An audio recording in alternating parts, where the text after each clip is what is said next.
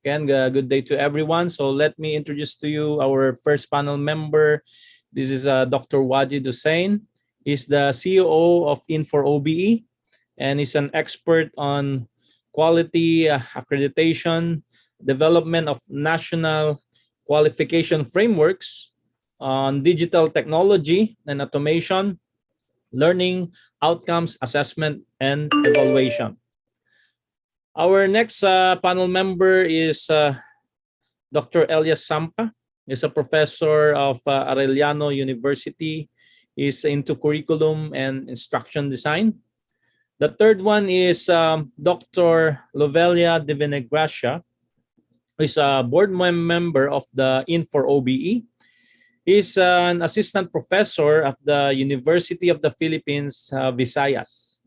She's an expert on OBE frameworking, educational program and curriculum development, assessment in learning, and teachers training. Our fourth panel member is Professor Saiful Amin. He's the acting chairman and vice chairman of the BAETE and the IEB. He's into infrastructure development, outcomes-based accreditation for engineering programs. Next is Professor John Estel. He's a professor at the Ohio Northern University. He's into ABET, outcomes accreditation and evaluation, and also in what we call entrepreneurial mindset in engineering education. Six is Dr. Alfredo Soedo. He's an associate professor at the University of Porto and also the Secretary General of the AECEF. He's into aligning learning outcomes with assessment methods, quality assessment, qualification frameworks, and working with the Tuning Academy. Last but not the least is Attorney Joan Largo. She is the Assistant Vice President for Academic Affairs of the University of San Carlos. She previously was the long-serving Dean of the USC School of Law and Governance, and during which the school was consistently cited by the Philippine Legal Education Board as among the top performing law schools in the Philippines and as a pioneer in outcomes-based approach to legal education. So ladies and gentlemen, our colleagues, these are our 7 panel members for our discussion on models of learning moving from principles to practice. All right, so maybe we can start with Dr. Wajid. Hello, Dr. Wajid. Hi, Francis. All set. All right. Okay, let me ask you about how can national quality frameworks or systems implement the paradigm and principles of what we say as authentic outcomes-based education? Thank you very much for this question, Francis. Let me sum up a summary of points here. National qualification framework should list all major sectors and specializations, informal and formal, available to learners and applicable to the needs and configuration of a dynamic national economy. The scope of frameworks should not be comprehensive of all learning achievement and pathways, but should be adequately structured and accurately aligned to a particular sector and specialization for ease of implementation and alignment. The domains and the level descriptors should incorporate the needs and emerging skills of the labor market while observing rules for minimal mapping redundancy. And we have something called the learning domains wheel, which we use Venn diagrams so that overlapping of domains doesn't happen, like numeric skills and problem solving. So most of the problem solving in engineering has to do with numeric skills. So it creates a lot of redundancy with assessment and evaluation. The other thing is a set of criteria should not be implicit, but rather explicit in a hierarchical structure showing vertical progression in learning built up with a set of level descriptors for each domain and the levels of learning. Now, each level of qualification should be further structured to levels of learning, enabling ease of implementation, and so that we have learning progression clearly for institutions and programs and for accreditation agencies to implement these. The domains, levels, and details of level descriptors should be categorized for each listed sector and specialization, which we don't have today. And there should be an accurate distinction definition of what outcomes are, skills are, and competencies. So these are some essential aspects with which we can basically try to solve the skills gap happening and have better qualification frameworks that can be implemented. Thank you. Okay, thank you, Wajid, for that. But just a follow up on that.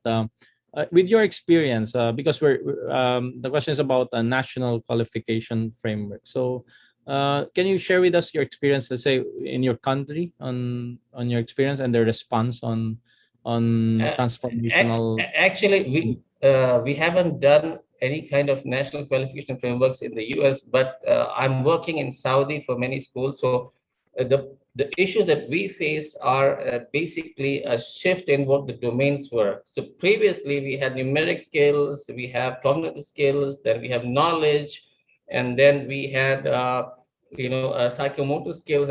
So we shifted out to knowledge, competencies, and skills. And even now, there has to be a clear definition of this. And I had a presentation yesterday. There's a whole bunch of detail, but the countries are basically grappling with what the domain should be. And these domains should not incorporate redundancy and should not just look at the market, but rather look at it from an assessment standpoint for institutions to implement this. So that goes in line with what I said in the first place. Okay, thank you, Dr. Wajid. So I'll move on to our next panelist, Dr. Lovelia. Okay, how can we recalibrate content-based curriculum? It's in our country, in the Philippines, we're fond of this content-based curriculum frame. So how can we recalibrate this content-based curriculum framework into a more transformational OBE? Thank you so much for that question, Dr. Francis Uy.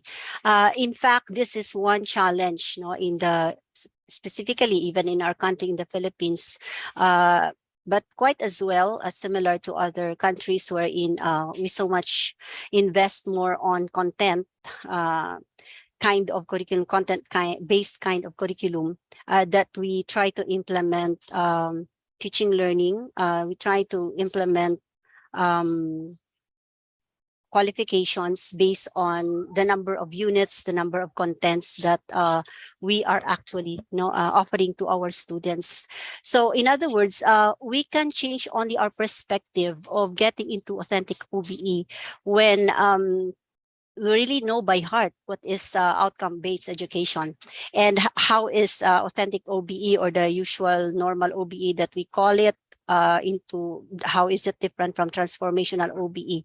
Well, the very essence of transformational OBE believes in the role of education in elevating human consciousness and values, understanding multiple intelligence, honing unique human potentials.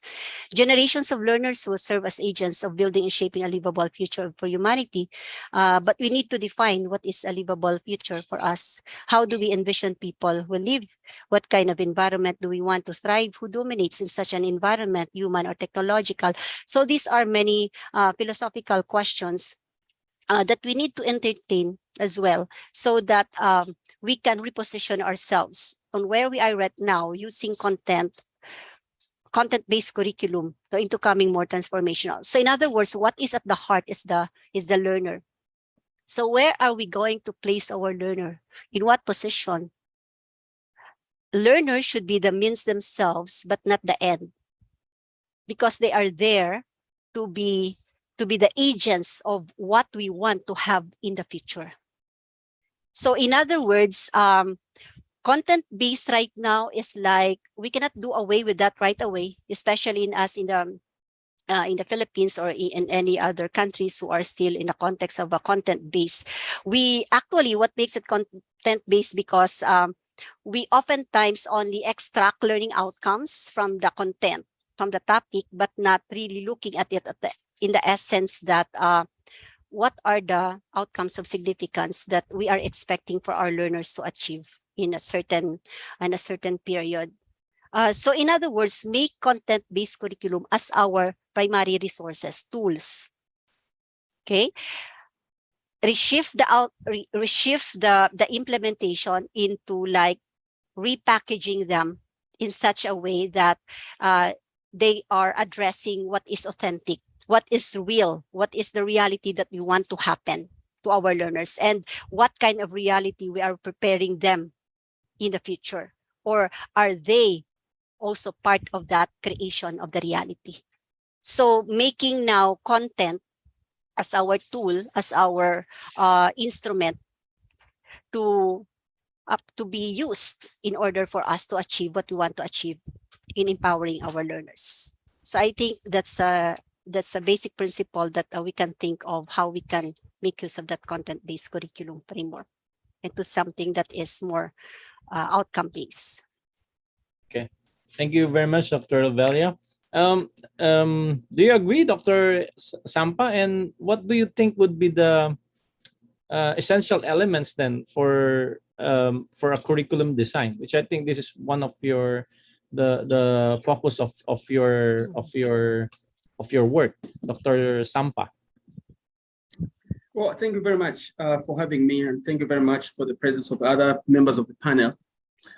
I think what we need to do is to really look at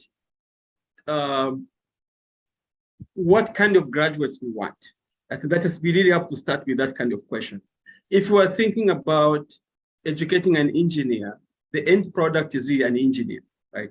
So when we ask ourselves, what make an engineer, a doctor, you know, a driver, naturally that will lead us to talk about outcomes. Okay. The problem with the content is that for some time, many educational systems, particularly people who are assigned to evaluate and monitor and implement national educational systems, they have tended to start by looking at topics. So there's what we call content standards. Then they talk about performance standards. Then they talk about all these time standards, including the time. Like you are required to meet a certain number of hours, right? In the Philippines, for any 3-unit course, you need 54 hours, right? So we have a lot of all these input style things, which are really not so bad, but they are designed to ensure that some degree of quality can come out of the process. But because we have overdone them, we end up with the form without substance. If we only shift our thinking by really looking at how do you really come up with a competent teacher, a competent driver, a competent engineer, you can agree with almost everybody working in the environment to say they need to have this and that and that. You can establish that. We will always need content. I think Rovera is right, Dr. Rovera. We will need content for sure because there is a knowledge dimension, but knowledge dimension alone doesn't mean anything. You can know a lot, but doesn't mean that it can guarantee your actions, right? So, but when we begin to look at the outcomes, we guarantee action, we guarantee knowledge, we guarantee everything else that require a person to function competently.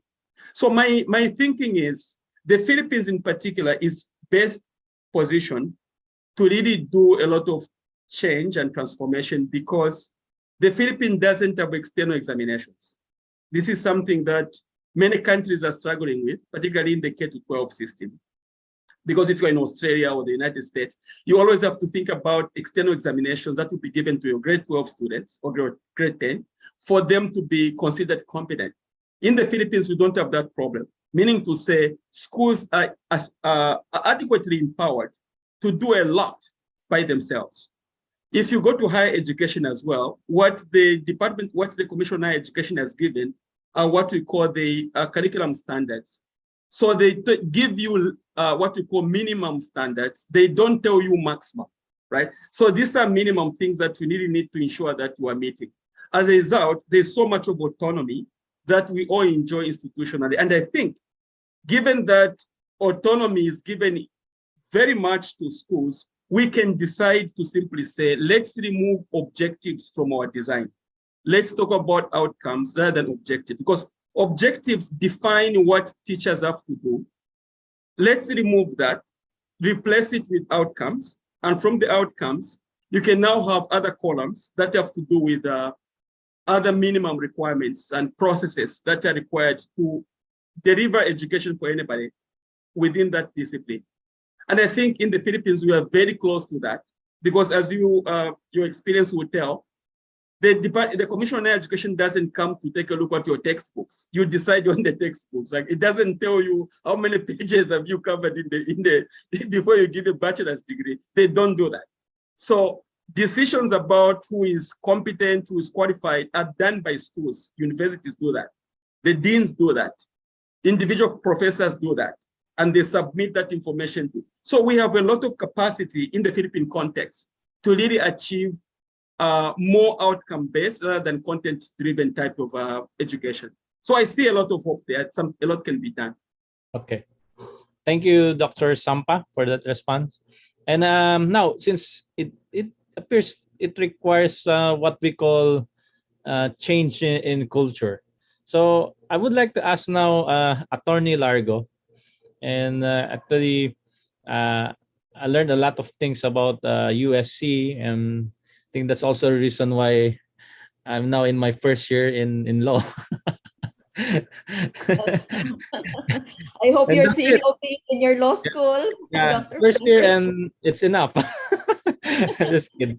Anyway, Attorney Largo, ma'am, what steps did you take to manage this culture change in your university? Because you're very famous about this in really pioneering outcomes-based education in another profession, which is, of course, mostly we just hear about engineering, and now it's in law. So how did you manage culture change in your university to really, for you to be able, for your community to adopt outcomes-based education?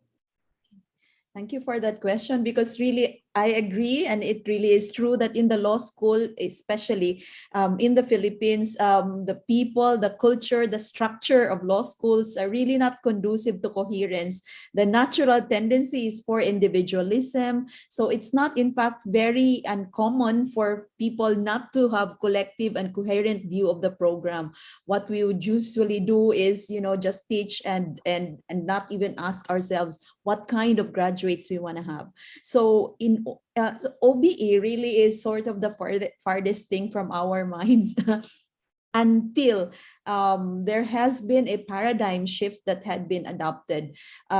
So in other words, in order for OBE to really come to fruition and to really be a reality, it requires a buy-in on the part of the government, but not only that, also the top leaders in the university. In the Philippine context, for example, we have the Legal Education Board. We also have VIRTECH mandating for us and adopting the concept of OBE. And what that essentially means in the context of law schools that had been used to working individually and on specialization is that now there has been a set declared competencies and outcomes that law schools can work on. But it really started with that, a declaration of outcomes, like what Professor had said. We must have a common understanding of what kind of graduates we want to have. So it started with a paradigm shift, and then from there it trickled to changes in the policies and the pedagogy, as well as even also in the processes. Thank you, Francis. Okay, thank you, Attorney.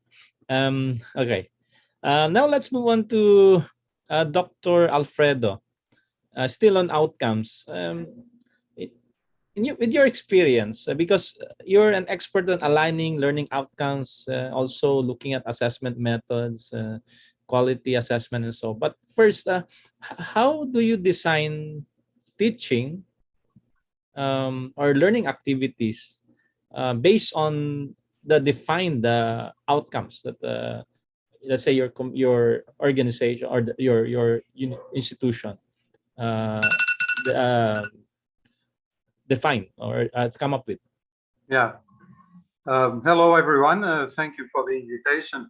It's a very difficult question, $1 million one. You know, how do you do that? That's there are no straight rules or guidelines. The point is that you have to use your own pedagogical experience. One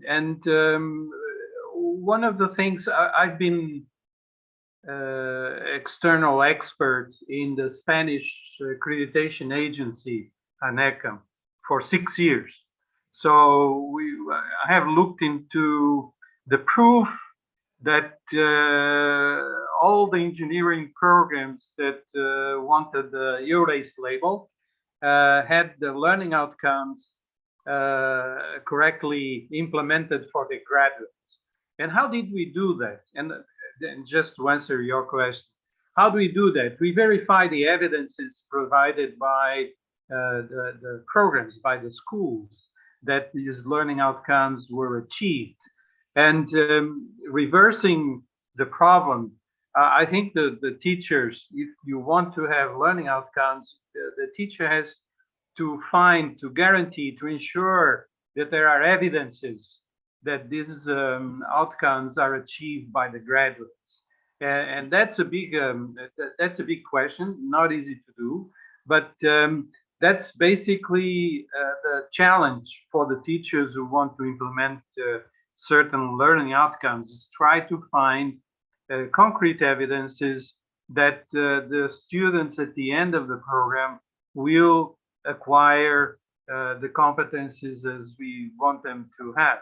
And like I said, it's $1 million answer, not question, but answer, to provide that. My experience tells me that you have to try and to try. I'm still trying. I've many years of teaching. I'm still changing every year, trying the approach, because you're never sure that they acquire. And there will always be some that will never acquire. There's another thing that, from my experience, it's really important on this topic, is that don't try to ensure that all the graduates will have 100% of that competence. They'll probably have 50%, 40%, something like that. But don't try to make them be fully competent on that learning outcome. Okay. Thank you, Dr. Alfredo. Thank you. Thank you. Yeah, that's true. Well, it's important that we are open to this, and that's the reason why we have this IN4OBE, for us to learn from each other and for us to find new ways of doing things. Now, now looking at the impact of adopting this paradigm, outcomes-based education, and we talk about its impact to national development. May I ask Professor Amin? Professor Amin, how can we link outcomes-based engineering education with the, let's say, the national development trajectories, or even policy and priorities? Okay, thank you very much. Basically, here I will emphasize on outcomes-based engineering education. So it's some kind of engine. So you need some engines to fly an airplane.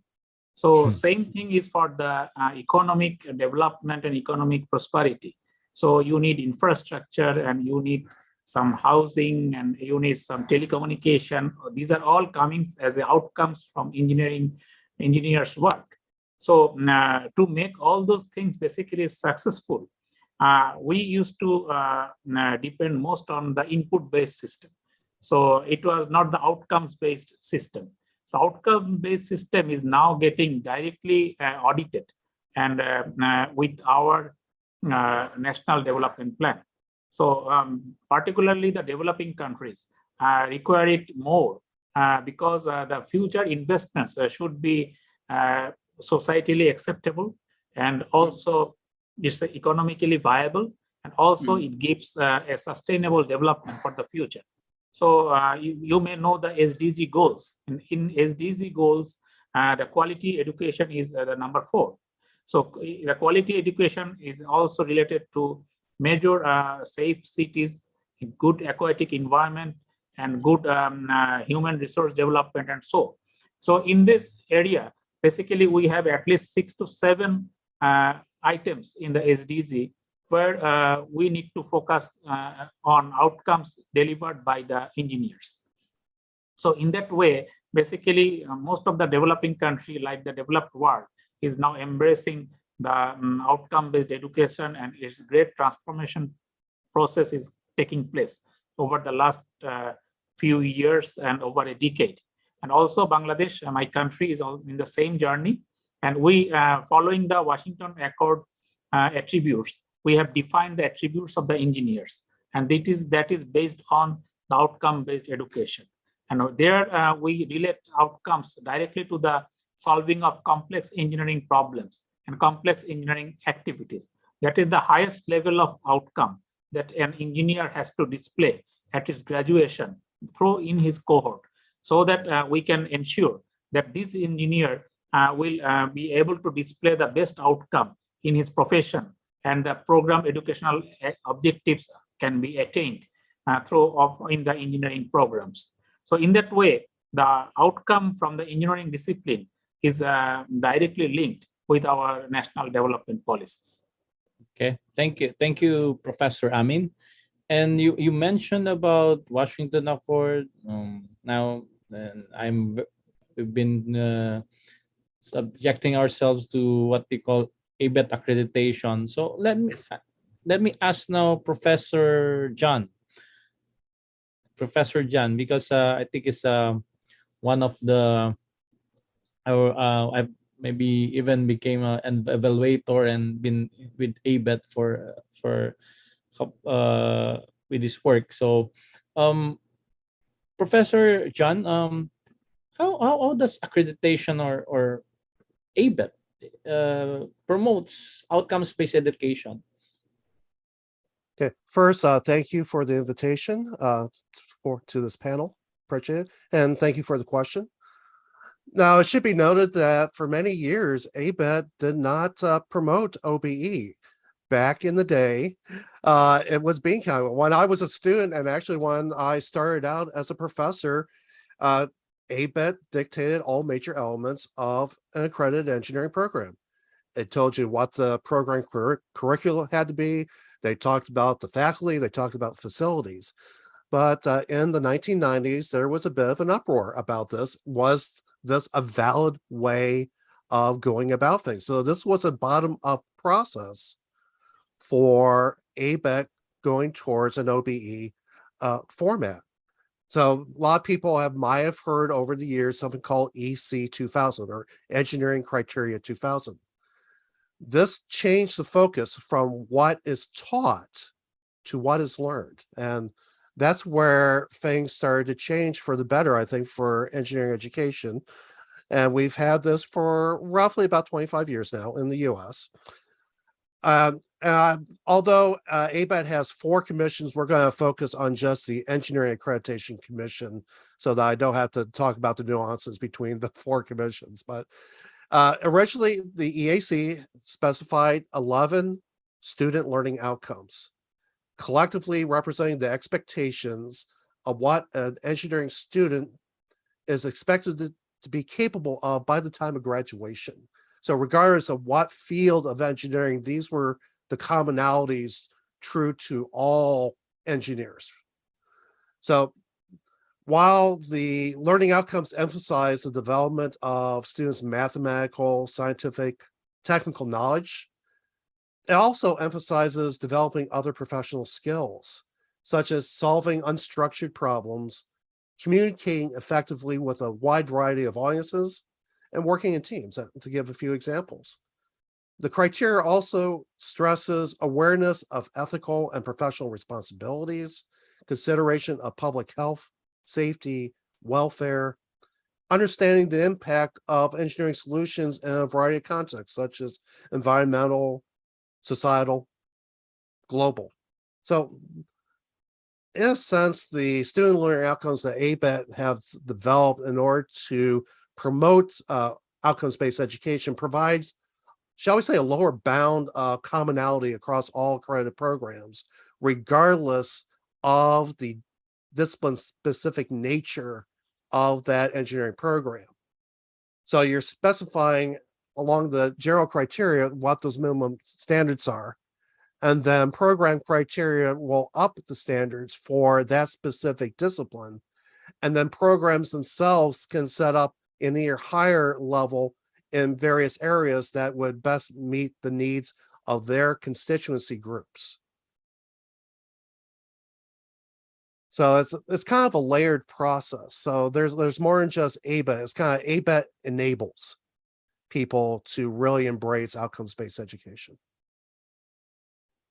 Okay, thank you, Professor John.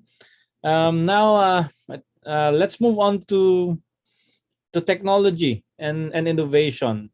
And let me again go back to Dr. Wajid Hussain, because as you know, because of the pandemic, I think a lot of us all of us were pushed really into, of course, adoption of some kind of technology or innovation for us to continue learning even during the pandemic.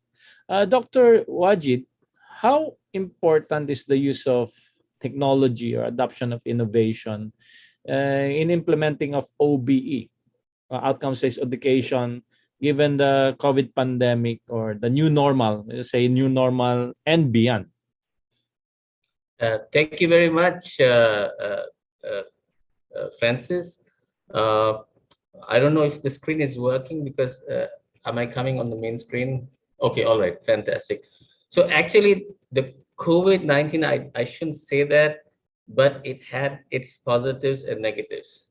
So the positive I want to whisper it is it actually accelerated the encouragement for schools and institutions aggressively into adopting technology, looking into technology.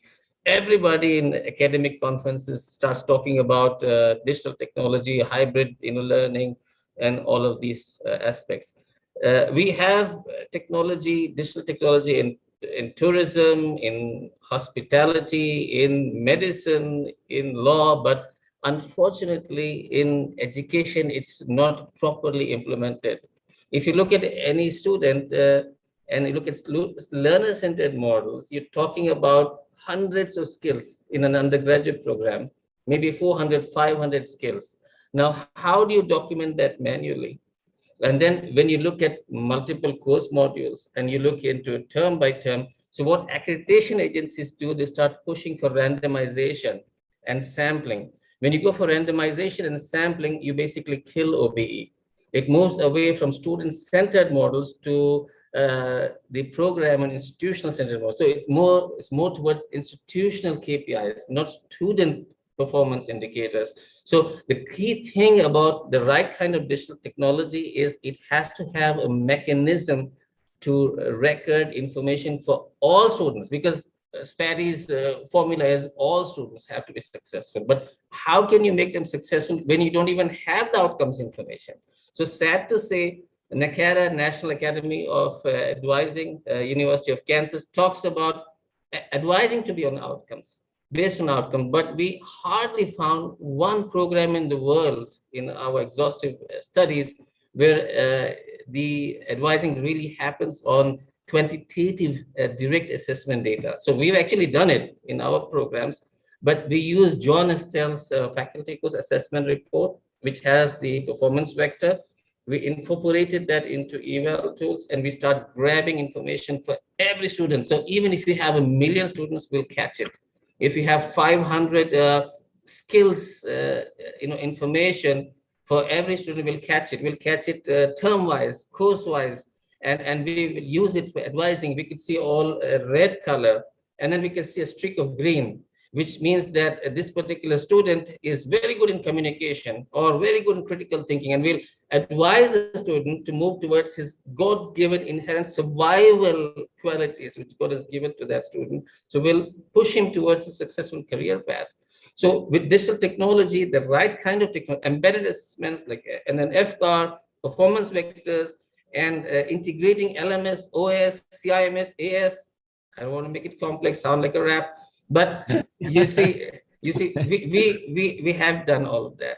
1 million documents on the cloud. So we need to move towards real technology. So the real technology is still not out there. We have another panel talking about this. I don't want to talk too much. Let's move on. Okay, thank you, Wajid. Dr. Lovella, just to be specific and based on your experience, in what way teachers can be given support? I mean, on technology, with our experience, what means or ways do you think it has been effective and really helpful for teachers to continue implementing outcomes-based education? What technologies do you think that you adopted or your institution? Yeah. In fact, talking about technology, if we're going to talk about it in the context in the country, well, of course, different universities using different technology platform, learning management platforms. In fact, coming from an OBE perspective, technology is very helpful in terms of, like, for example, in our case, we are using Moodle platform. So what we usually we do when using that platform is to communicate to our students what are the essential learnings that have to be achieved for a certain period of time. Well, I was so amazed when I was listening to Wajid. Hopefully that we can have that kind of system that even in assessment, because I think that's one challenge as well, no, in assessment, of how we can assess further our students using this technology. But much more that the LMS is doing is that really on at least for the kind of context that we are having in the country, challenges that teachers are having in terms of the utilization, aside from having the platform, it's still a challenge, but OBE can still be implemented by choosing only what's the best learning for a moment that we can give our students in terms of exercising skills, utilizing knowledge, and come up with some processes. We are bringing our students more into becoming an information literate. This is one opportunity that we've learned that is an emerging learning outcome practically, just like what Dr. Alfredo had mentioned, that it's very difficult to set a standard as to what learning outcomes we have to provide, but it's always for a teachable moment or for a callable moment, what is essential, what is vital, and that what calls for the creativity of teachers to make use of that particular technological learning management system. So, well, different learning management system has different approaches in engaging students to materials, to learning materials. But most importantly, teachers should be empowered, because this is the #1 challenge right now, if our teachers really are that savvy in the use of the technology. So that's one thing that we need to empower them. And second, maybe the orientation of what is really outcome-based education. And it has to come from the institution itself, the frameworking, the vision, the mission, the philosophy of the institution, and how they are going to look at education in terms of outcome-based education. So that what matters. The rest will follow when we truly understand the essence of OBE. Okay. But it's more of a challenges. Okay. Thank you, Dr. Lovella. Now, Dr. Sampa, what should teachers or professors focus on the use of technology, and still they become faithful on authentic outcomes-based education? Because, as you know, this is now the new normal, and the new normal and beyond. During the pandemic, there has been a lot of technology adoption, and it's something that we need to think about. Is it something that we need to continue doing, or adopting? And like, let's say, class meetings, there are learning management system, and there are also issues that comes with it. Experiments, for example, there were introduction of virtual labs, okay, or simulations, and some even did modified home experiments because of the protocols or lockdowns, and even some resulted to use of integrating videos, especially from YouTube, let's say, just to be able to have a substitute on field works, and also on practicum, there are online mentorings, and so. And another important thing is about assessment. So what do you think would the educators or professors should focus on, even with all this technology around? You're on mute, Dr. Sampa. Please unmute. Sorry for that. Yeah. You see, that has been my concern, but I am quite fortunate to experience stuff because my exposure to transnational education. I don't think that technology should take over the function of teaching. Okay, that's a myth. It's not going to work. So I am not thinking about how much of technology we need. Outcome-based education is about capacitating people to become competent. So if we are looking at technology integration, we are talking about modalities of communicating with our students, because students learn by doing. Teachers provide feedback to student learning. That's communication, purely communication. So there will be opportunities where students can video themselves and do everything they need. Okay, we don't have to be worried about whether students will do it or not. There are a lot of existing technologies that enable you to capture student process of learning. Actually, Coursera, for example, has produced a lot of modalities that can be used. You can essentially document your own learning throughout. And I've seen some of them in my training with Australian system, where we train people in technological areas. They can purely document their entire learning. They can also learn from the videos, and then they are going to fulfill certain functions, and then document that by video and send it. Then the auditors will audit that for authenticity, which is very much what we are doing in accreditation. Students can document their own evidence of learning, and then when you evaluate the evidence of learning, you can assess them. So it's really not so complicated. It's just that people are too much into teachers controlling the learning process. I think what outcome-based education can provide us here is let learning be led by the students. We are facilitators. And insofar as we can create clear outcomes and train students to go through following through those outcomes and build their capacities, then our job will be simply to validate what students build up, and then use that as information we need to actually confirm their learning, or maybe require them additional more learning in order for them to become competent. So I have really no issue with technology. I know that in a private capacity, everybody's using technology today. What you can do with a mobile phone is a lot. You don't need more complicated technology in teaching. And social media also is providing a lot of free platforms, which can enable people to train themselves in anything they want, including crazy stuff, like bomb making and other stuff that we don't want people to learn. But the platforms can provide all that. So what we need, I think, is to try to be conscious of all available technologies and fit them into the outcomes. Which outcome can be achieved by what type of technology? And how can students access that? If the technology is too costly, don't go into it. But those that are more accessible to students, we can still find ways and patterns to make sure that they can facilitate student realization of outcomes. Thank you.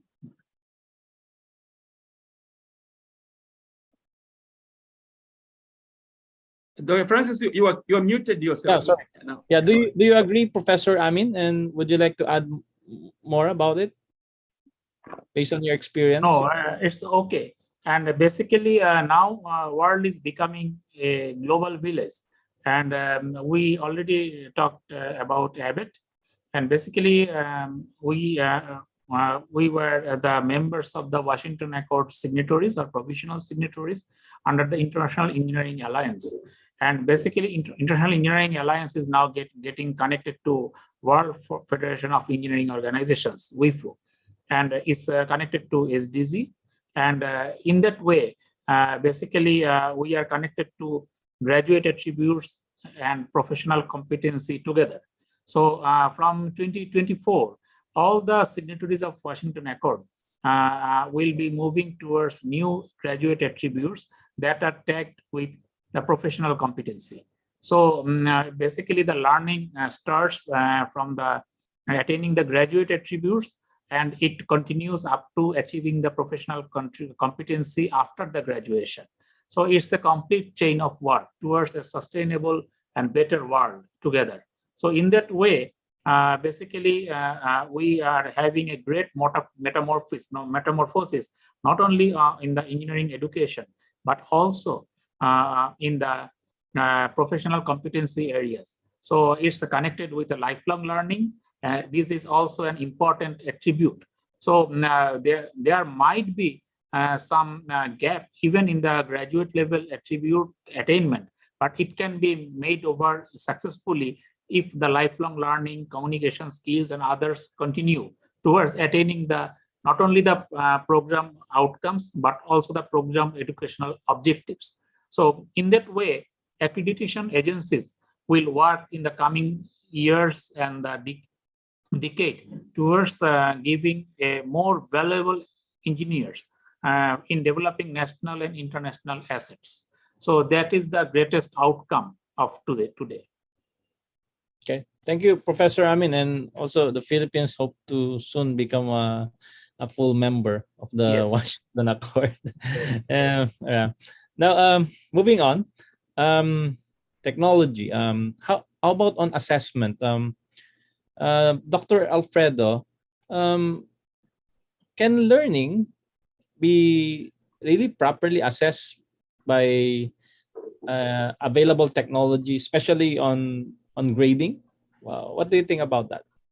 Because assessment has been a challenge, really, if especially during the pandemic. But of course, it's not limited on that, even beyond. But you can also give us maybe your experience or your knowledge on how it was done during the pandemic and how we can move forward in beyond. Well, good. Thank you for the question. I mean, it is a very important issue, especially during the pandemic, and in the future. My belief is that there will be more distance courses and e-learning. So probably a lot of assessment is being done virtually. My idea about this issue is that it can be done. Yesterday, you can watch the session. I presented a model to evaluate precisely different types of learning outcomes in a virtual environment. You can check it. It's the time to assess learning outcomes in e-learning. It was derived from a PhD thesis I supervised with the University of Texas, Austin. it is in fact a tool that proposes methods according to the alignment of Anderson et al. Between the different types of learning outcomes and the right assessment techniques. It gives suggestions. Again, it's not black and white. Education is never black and white, except for the student who gets a grade. For him, it's black and white. But for everything else, it's not. And this model that chooses the right assessment methods for the different types of learning outcomes in a virtual environment is something that it's a rational procedure. My experience is that when assessing, it's a very emotional and personal decision from the teacher to find the assessment methods. And we need a rational approach for choosing the right assessment techniques, because the student will suffer if we don't take into account his learning style, whatever competencies he has, and the way he can express his competencies. He or she are going to suffer, and that's terrible. I think it's a big injustice. That's one thing. The other thing is that we need to prepare teachers to work online, number one, and to assess online. And during the pandemic, my impression is that there was not enough training. Everybody was rushed and tried to replicate what they were doing in a face-to-face classroom, in a learning management system, or whatever approach the school had. And it was a disaster from my point of view, because for online teaching and assessing, you had to deconstruct our own way of thinking in pedagogical and teaching and assessing terms, and reconstruct. There are things that have not been exploited, like simulation, augmented reality, and virtual reality, and we need to work more on that. There's needed more research, more training specifically. I started in the continuing education area in lifelong learning many years ago, more than 30 years ago. And I know that teachers need more help, more support, and more training. That's my Thank you. Thank you, indeed, Dr. Alfredo. And Professor John, still on assessment. Then how can, say, performance vectors be used in the assessment and evaluation, and still support outcomes-based education based on your experience? Okay, thanks for the question. Let's quickly define what performance vector is. It's a way to categorize aggregate student performance, shall we say, on a particular assignment. And there's multiple ways you can do it, but the one that's best known is the EAMU vector, for excellent, adequate, minimal, unsatisfactory. You're trying to provide a common format, because if you don't expect a common format, you are going to get from your faculty a whole bunch of different formats, and you're trying to figure out how to get any sense out of that data. So having faculty adopt a common format for reporting their assessment data, I think, is critical to actually get to the point of being able to make that decision. Hey, where are we with all this? So the aggregate reporting also allows you to see how your students are collectively doing at each of those levels. You can use heuristics to then set red, yellow, or green flags. So if you see a lot in the unsatisfactory, it's probably not them. It's probably you did not do a good enough job with your assignment or the way you presented the information. So it's not entirely on the students. It's just as much on us.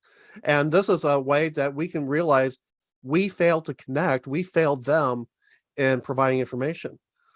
One of the things I love about performance vectors is that you get away from the let's talk about how well we did with our grades mindset. We want our students to be successful. The grading on a bell curve, which is where the lower grades came from, is really the worst thing we can do to our students. So we want to talk about expectations that adequate in the performance vectors is a way to say, this is where we expect you to be with this particular assessment. Now, if you do better than that, students can exceed our expectations. Great, fabulous. And sometimes we have students that don't fully measure up to expectations, and we can figure out what are the little things that we need to do to help that student master the material. And then there are students that sadly are either not capable or don't even attempt, which would be the unsatisfactory level. But we can look at this as a spectrum and say, at the time of graduation, this is where we expect you to be. And maybe in that first year course, they're all performing at unsatisfactory or minimal levels. Nothing wrong with that if we are looking at a continuum and saying, this is where we can see they are at when they're coming in for this cohort. Here is our curriculum that is designed to get them from that low level to this high level by the fourth year. So it gives us a clarity of focus as well from that standpoint, that we can say, this is the expectation. We know that you are not starting out with that stuff, because if you did, why bother going to school? You already have mastered material. So we have to assume that people coming in are at unsatisfactory minimal levels for the stuff that we're saying by the time of graduation. And we're focusing our efforts to go from that point A of the inputs to that point B of when they graduate. Okay. Thank you, Professor John. And just to summarize the discussion on OBE and technology, I would like to ask now Attorney Largo. Attorney, Yes. what enabling policies do you think should be put in place to enable to support our faculty and embrace outcomes-based education, and also adopt the appropriate technology? Yes, I understand, even like, though it's not about, maybe not necessarily about OB, but the bar now, yeah, it's still taken online with that, and I know you have much to do with that. So yeah, can you tell us or discuss that with us? Thank you. Yeah, I was really reflecting on that, Dr. Francis, and it really starts, I think, with us providing clear answers to our faculty on the very simple, a very complex question, rather, of what kind of graduates we want to see. When we provide them with clear answers as to the kind of graduates we want to see, then everything can just flow from there. For example, when we said that we do not just want graduates who are ready to take the bar examinations. What we want is practice ready, in fact, life ready graduates. We broke free from a curriculum, from an approach that is very much fixated with content curriculum and content-based curriculum, and that allowed our faculty to experiment on the kind of assessments that they can give. It starts, I think, with a very clear answer to the question of what kind of graduates we want to see.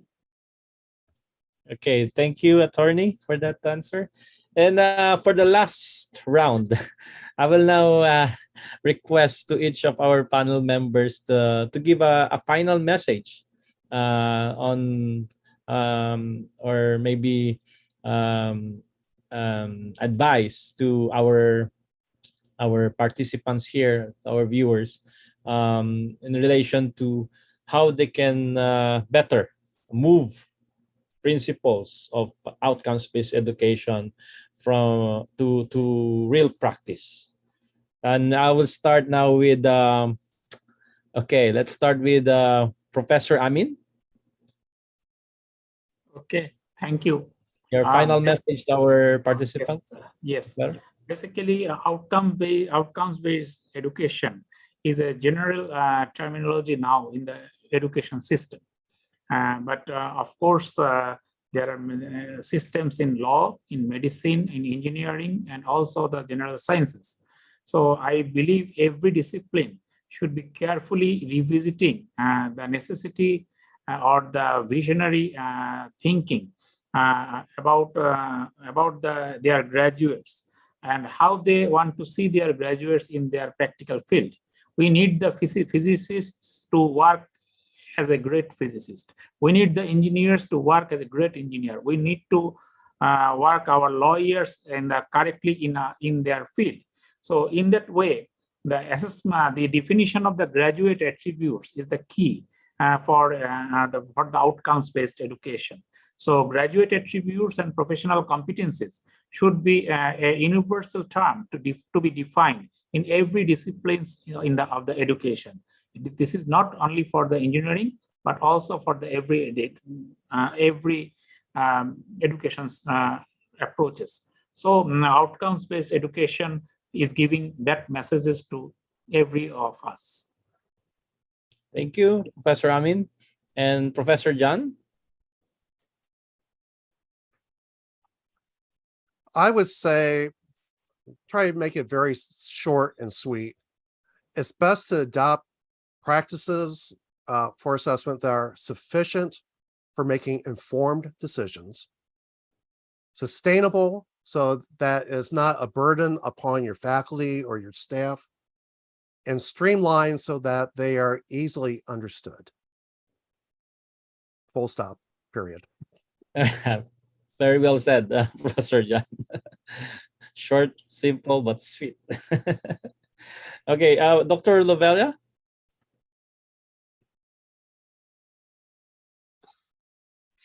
I was reflecting.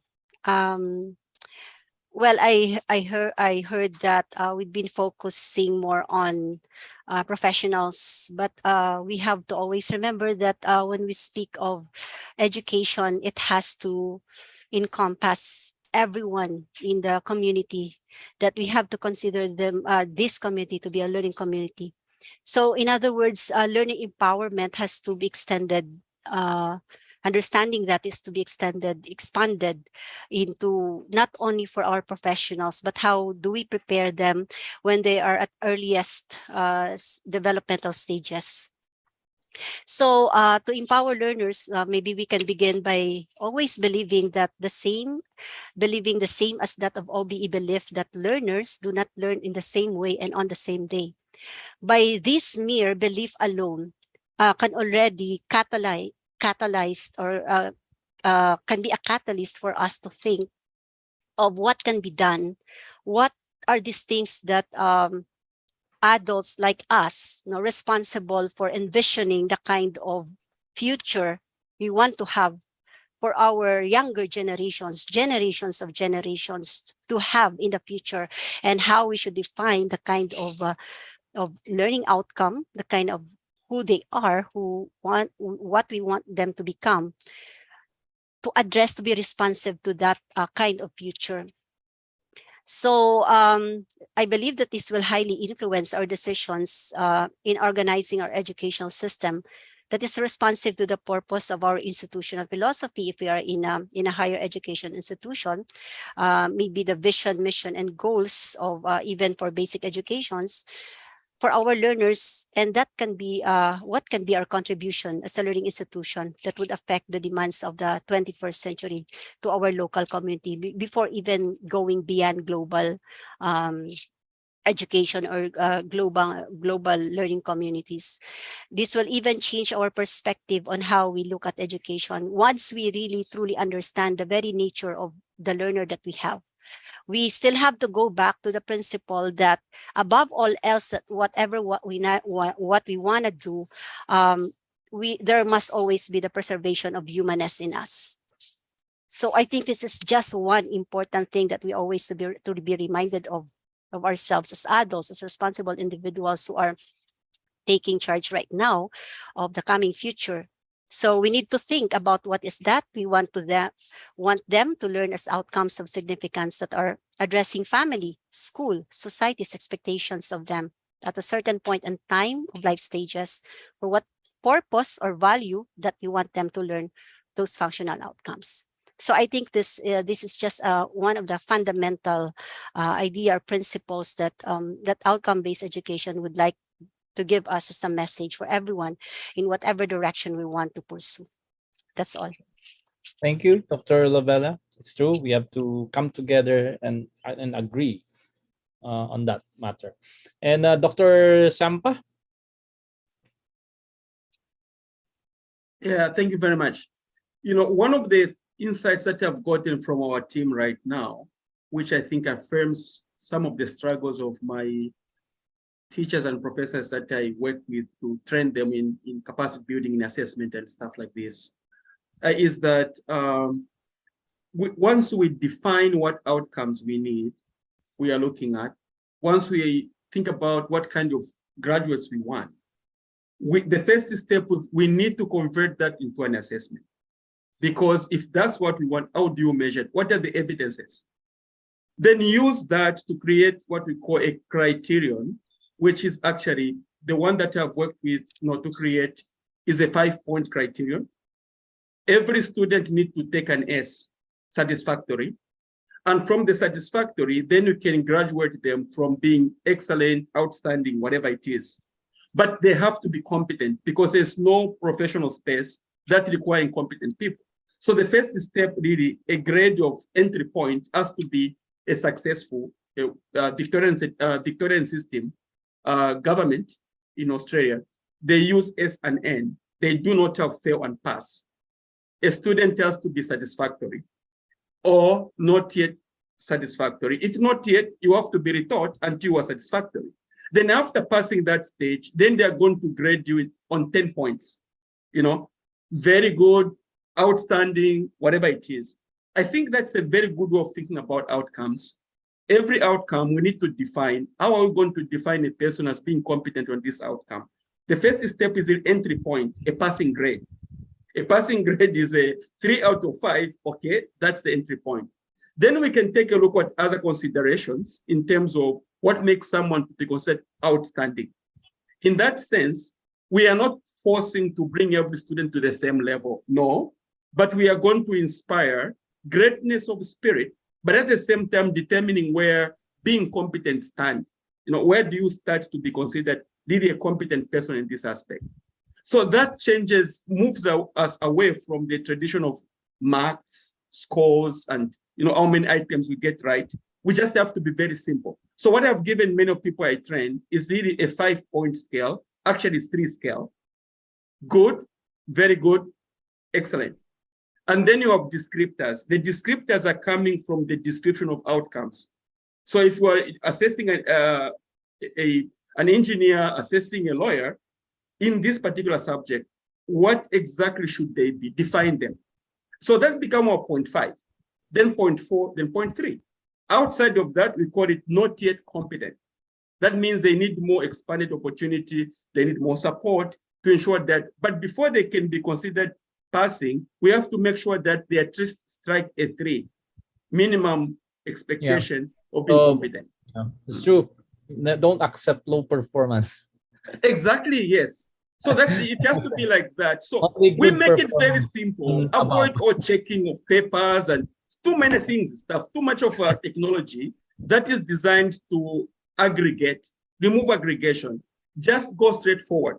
What does it mean to be competent? Are these indicators acceptable to other professionals in the field? If it's accepted, that's it. So it's either you have it or you don't have it. And then we can actually proliferate modalities of showing that demonstration. And that makes life easier for teachers. And again, you are right. I think, Dr. Francis, universities need to empower faculty members to make these decisions. That you can't enter into the brain of a person to determine where they are, but that assessment has to be dealing with production of evidence. And evidence can't be the same for every student. They should allow faculty members to design what is acceptable as evidence for every band of qualification. Thank you very much. Okay, thank you, Dr. Sampa. And now let's move on to Dr. Alfredo. Well, I'll be like John. I'll try to be simple. I don't know about the sweetness, but I'll try to be simple. I think that all of us are here discussing issues that we understand and we are interested in. And for one point, I congratulate IN4OBE because this allows us to share case studies, research, opinions, etc. And I think we should do more of that. I think that each one of us should do more efforts to know what the others are doing, to explain what we are doing, and exchange good cases and also bad cases. I mean, you also learn from bad cases. So Yeah. that's my recommendation. Yes, true, Dr. Wajid. At least we know that it's not effective or it doesn't work, right?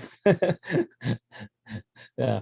Okay. And of course, I think we lost Dr. Wajid, but anyway, let's move on to Attorney Largo. Attorney? Yeah, so very quickly, what I just want to say is to move OBE from principles to practice or to action.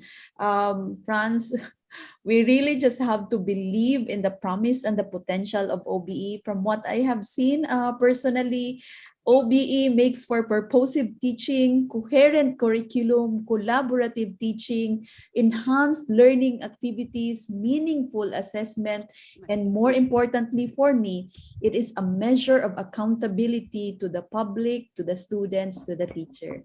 I really, really love OBE. Okay. Thank you, Attorney. And I think that's all the time we have for this panel discussion on models of learning, moving from principles to practices. Thank you very much to all our panelists for the time, and thank you very much for our participants for joining us here. So since we are all over the world, so I will just say good morning, good afternoon, and good night. Thank you. Thank you. Bye-bye.